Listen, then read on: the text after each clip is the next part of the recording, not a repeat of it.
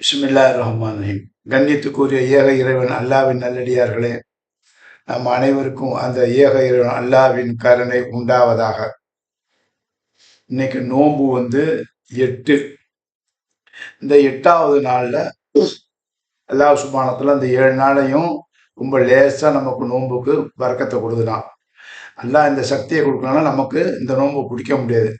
இந்த எண்ணத்தையும் அல்லாஹ் கொடுக்கணும்னா நம்ம நோன்பு பிடிக்க முடியாது.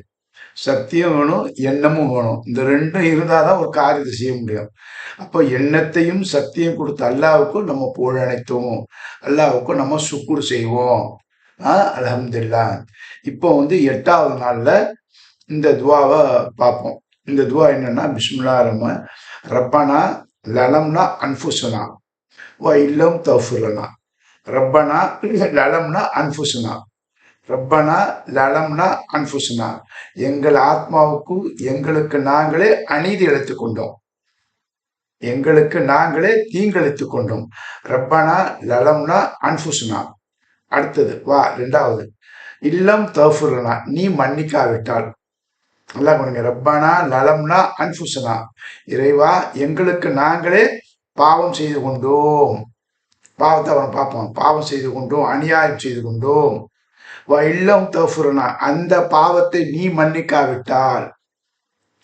தர்ஹம்னா லகூன மினல் காசிரீன், நீ எங்கள் மீது கருணை செய்யாவிட்டால், கருணையோடு அந்த பாவத்தை மன்னிக்காவிட்டால் நாங்கள் நட்டவாளியாகிவிடுவோம். இப்ப திருப்பி வாங்க பாருங்க. ரப்பனா லலம்னா அன்ஃபுஸ்னா வ இல்லம் தஃபிர்லனா வ தர்ஹம்னா லகூன மினல் காசிரீன். ரப்பனா லலம்னா அன்ஃபுஸ்னா வ இல்லம் தஃபிர்லனா வ தர்ஹம்னா லகூன மினல் காசிரீன். இப்ப இதுதான் இந்த துவா. இந்த துவா ரொம்ப டீப்பான துவா. இதுக்கு எக்கச்சக்கமான தப்சீர்கள் நிறைய இருக்குது. பல அறிஞர் பெருமக்கள் இந்த துவாவுக்கு நிறைய அர்த்தம் சொல்லிக்கிறாங்க. அதையெல்லாம் நம்ம ஓரளவு பார்த்துருக்கோம். ஆனா ஜென்ரலா உங்களுக்குள்ள நாம பேசிக்கிறது என்ன அப்படின்னாக்கா, நம்ம சிந்தனைக்கு செய்யறோம். அப்ப இந்த சிந்தனையில நமக்கு கிடைச்ச கொஞ்சம் அறிவுல இந்த துவா எப்படிப்பட்ட துவா அப்படிங்கிறத நம்ம பார்க்கணும். அப்ப காமனா பாத்தீங்கன்னா, மனுஷன்லாம் தப்பு பண்றவங்க, இது இறைவனை சொல்லியிருக்கான். உழுக்க இன்சான் லைஃபா, மனிதன் நான் பலகீனமா படைச்சேங்கிறான். அப்ப நம்ம பலகீனமா தான், எல்லாம் பலகீனமா படைச்சேன். இப்ப இதனுடைய ஆரம்பம் அப்படி இந்த ரூட்டை பார்த்தீங்கன்னா, ஒவ்வொரு வார்த்தைக்கும் ரூட்டு விடுவாங்க. அந்த ரூட்ல இருந்தா பார்க்கணும். அப்ப இந்த வசனத்துக்கு இறைவா நாங்கள் எங்களுக்குள்ளேயே தீங்கிழைத்துக் கொண்டோம், நீ மன்னிக்காவிட்டால் யார் எங்களை மன்னிப்பார்கள்? நீ எங்கள் மீது கருணை செய்யாவிட்டால் யார் எங்கள் மீது கருணை செய்து எங்களை மன்னிப்பார்கள்? அப்படிங்கிறது தான் அந்த துவா.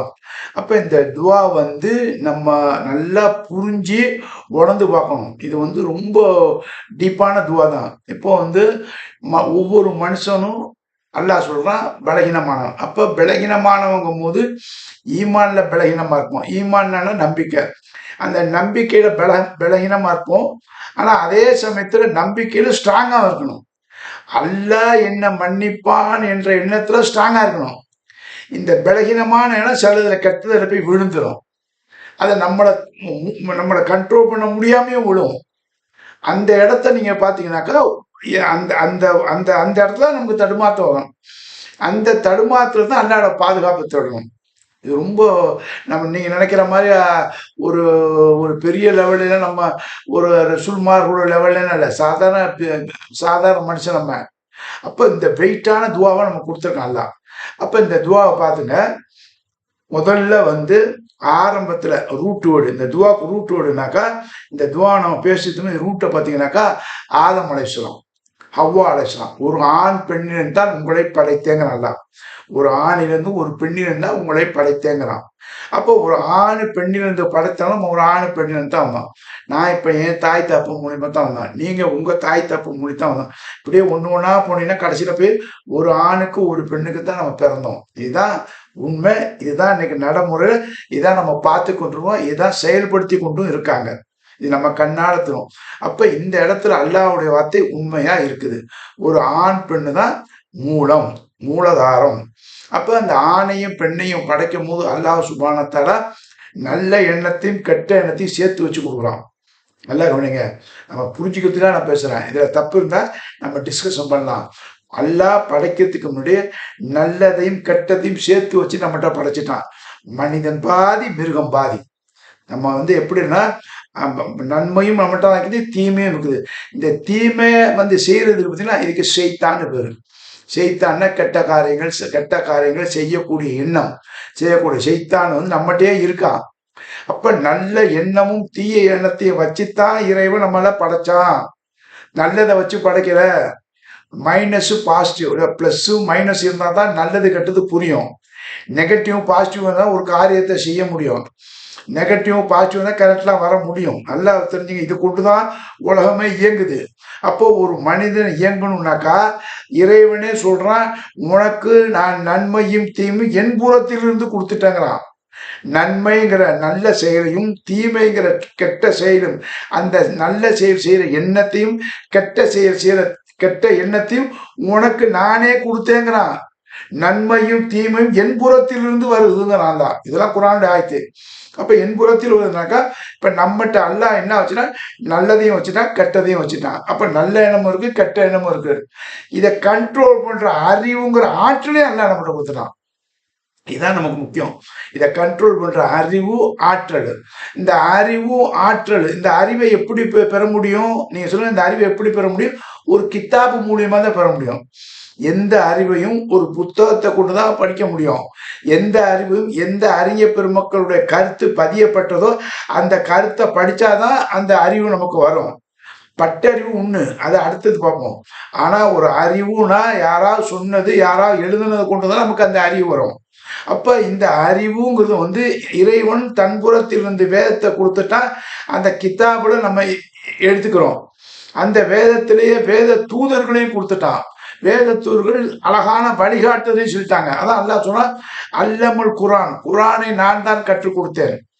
அல்லமுல் குரான், இந்த குரானை நான் தான் கற்றுக் கொடுத்தேன்.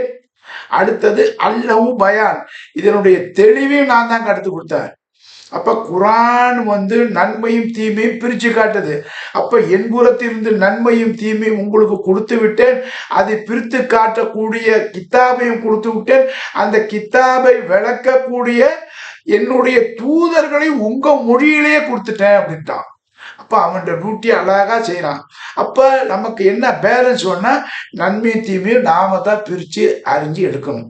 இப்ப தீமை செய்யறோம். இப்போ ஒரு குறிப்பா பாருங்க, நமக்கு தண்ணி அடிக்கிற பழக்கம் இல்லை. ஒரு உதாரணத்துக்கு நான் தண்ணியில அடிக்ட் ஆகிட்டேன். இப்ப தண்ணியில அடிக்ட் ஆகிட்டாக்கா அதுலேருந்து வெளியே வரணுங்கிற எண்ணமும் நமக்கு இருக்கும். தண்ணி வந்து சாப்பிட்டா, அதாவது லிக்கர் சாப்பிட்டா நமக்கு தீமைன்னு தெரியும்.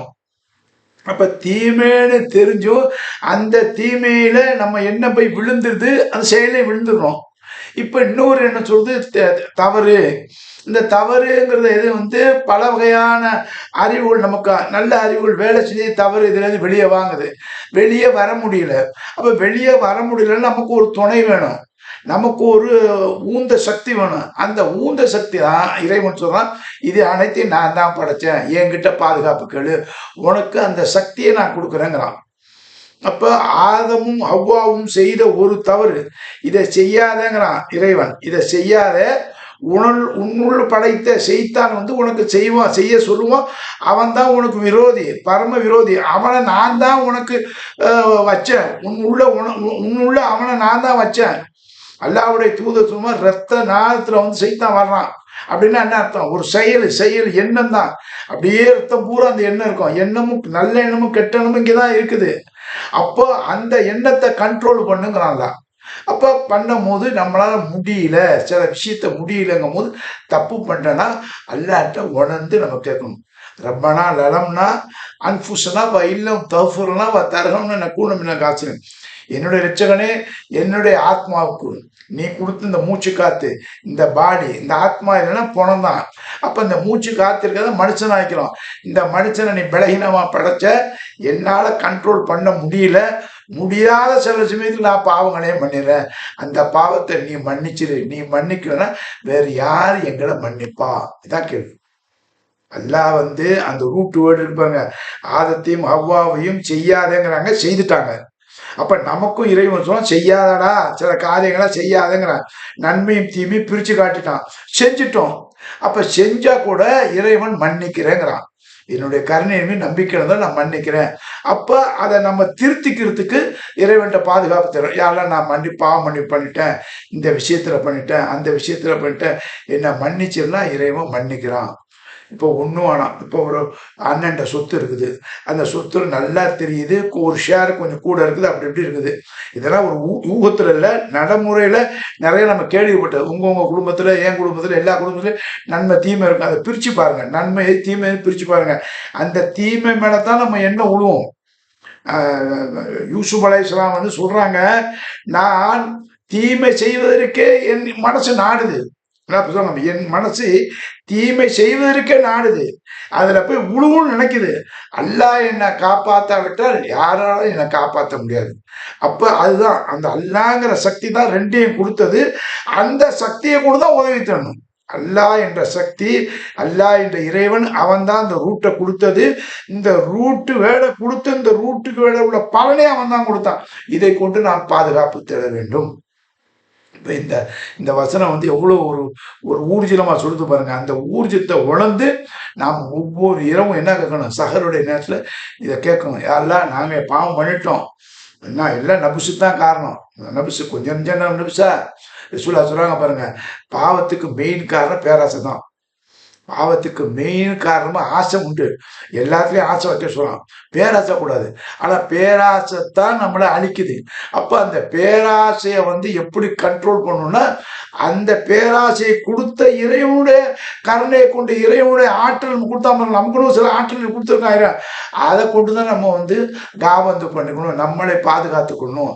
அப்படி திருப்பி விழுந்து விட்டோம்னா அந்த பாதுகாப்பு அந்த இறைவன்கிட்ட கேட்கணும். இறைவா, என்னோட நபசுக்கு நான் பாவம் பண்ணிட்டேன், நீ மன்னிக்காவிட்டால் யார் என்ன மன்னிப்பா? இது ஓப்பனா சில விஷயத்த திறந்து பேசணும். இது ஓப்பனா சில இதில் பேச முடியல.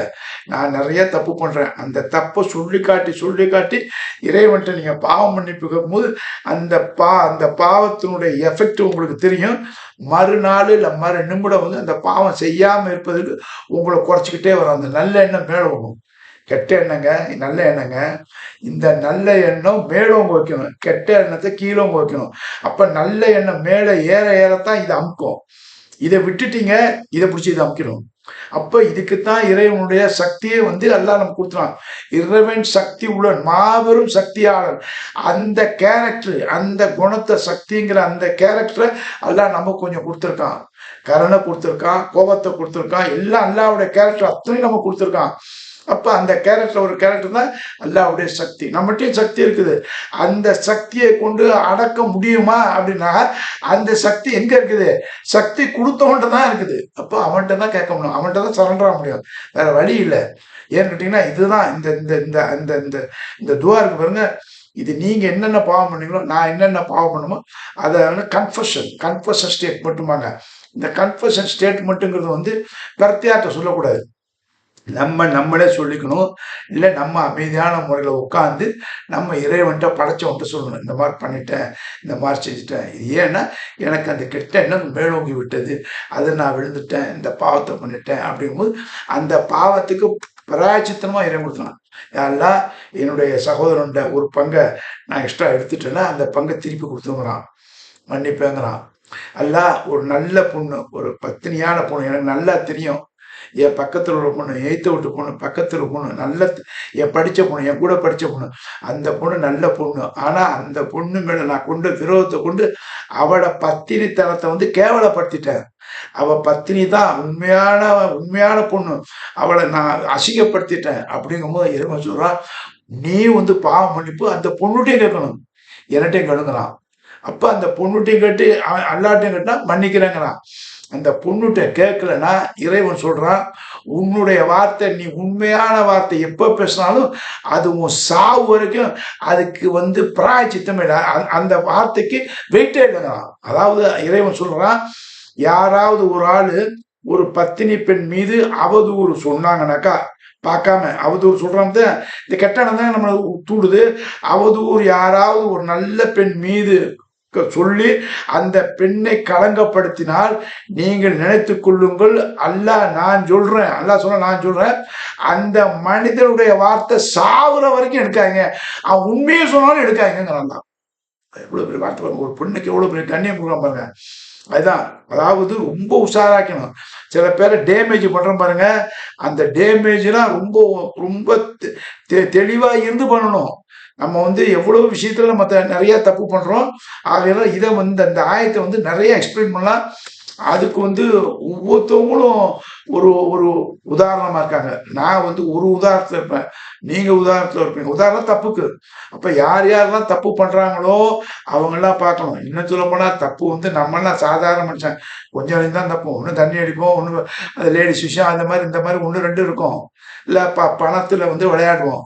ஆனா பதவியில இருக்கான் பாருங்க, முடிஞ்சிச்சு, கேஸு கந்தல் தான். ஏன்னு கேளுங்க, செய்யற குத்தம் எல்லாம் பெருங்கொண்ட குத்தம் பண்றாங்க. அந்த பெருங்கொண்ட குத்தங்கள் ஒரு சமுதாயத்தின் மேல குற்றங்கள் சொல்லுது. ஒரு சமுதாயம் செய்யாத குற்றத்தான் சமுதாயத்தின் மேல திணிக்கிறாங்களே, ஜென்மத்துக்கு உங்களை யாரால காப்பாற்ற முடியாது. நீங்க நினைக்கிறீங்க இறைவன் இதை பார்த்து கொண்டு இருக்கான்னா, தெளிவா சொல்றான், ஆமா நான் பார்த்து கொண்டுதான் இருக்கிறேன். உன்னுடைய அட்ராசிட்டியை நான் விசாலமாக்கி கொண்டிருக்கேன். நீ இந்த அட்ராசிட்டியை செய்யற வரைக்கும் உனக்கு உயிரையும் கூட கொடுக்குறேங்கிறான். ஏன் உயிரை கொடுக்குறானாக்கா, உனக்கு வாய்ஸ் ஆயுள் நீள நீள நீ செய்யற தப்புகளும் நீண்டு கொண்டே போகும். ஆனா அதுக்கு நீ பரிகாரம் தேடுகிறியா, அதை நீ உணர்ந்து பாவ மன்னிப்பு கேட்கிறியா, அது வரைக்கும் உன்னை விட்டுக்கிட்டு தான் இருப்பேங்கிறான். அது லெவல் தெரிஞ்சுச்சுங்க, உன்னை யாரால காப்பாற்ற முடியாதுன்னு இறைவன் தெளிவா சொல்றான். அதனாலதான் இந்த துவா இருக்கு பார்த்தீங்களா, இதெல்லாம் கிடைக்க முடியாத ஒரு அற்புதமான துவா பாருங்க.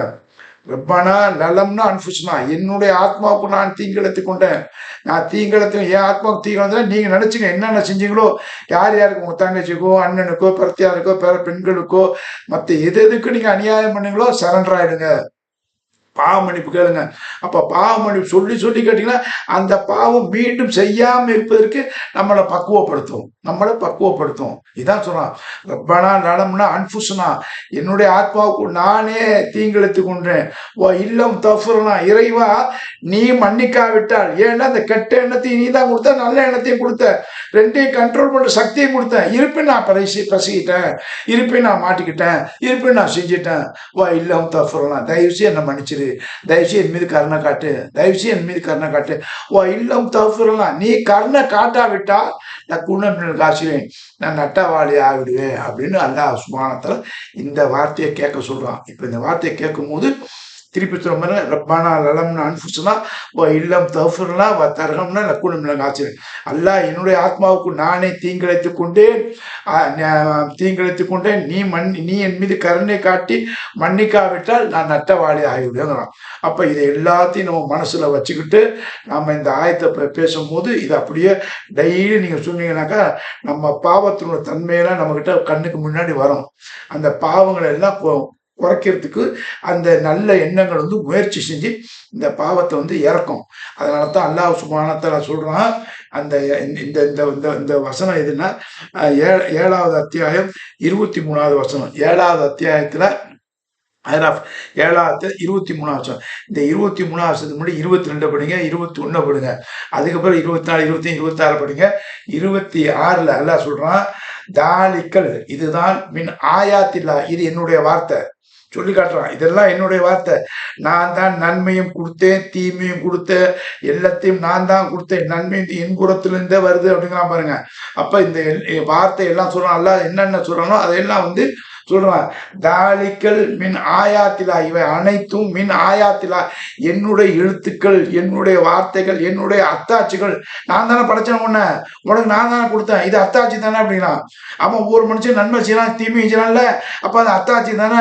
இந்த அத்தாட்சி என்னுடையதான், இந்த செய்யக்கூடிய எண்ணமும் என்னுடையதான், இவை செயலும் என்னுடையதான், உன்னை படைச்சது நான் தான் அப்படின்னு இவை எல்லாத்தையும் ரெக்கார்டு பண்ணி சொல்லும் போது தான் சொல்றான், தாலிக்க இவை அனைத்தும் மின் ஆயாத்தில்லா, என்னுடைய எழுத்துக்கள், என்னுடைய அத்தாட்சிகள்.